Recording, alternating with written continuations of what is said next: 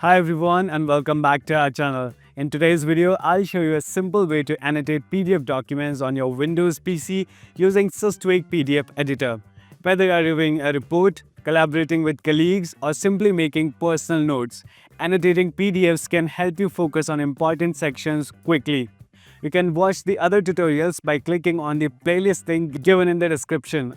Also, you can scan the QR code visible on the screen to download and install Systweak PDF Editor from the website. Let's get started.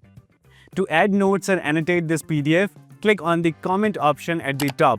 To highlight text, click on the highlight button, then select the text you want to highlight.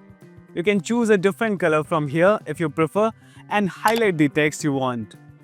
For underlining, click on the underline tool. Now, simply select the text you wish to underline. If you need to mark text as incorrect or no longer needed, use the strike through option. Click on it and select the text to strike through it. Next is the squiggly line tool.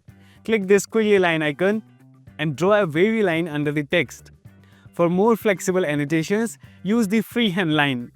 Click the freehand line button and draw directly on the document. To remove unwanted freehand lines, simply select the eraser tool and erase them.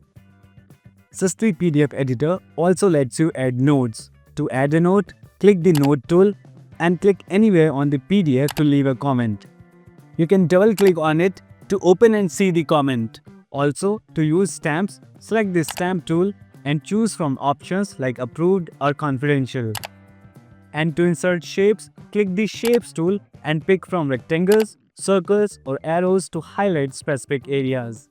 And that's it. Systweak PDF Editor makes it very simple to annotate your PDF documents. If you found this video helpful, please like, subscribe, and hit the bell icon for more easy to follow tutorials. Leave any questions or comments below and I'll be happy to help. Thanks for watching and I'll see you in the next video.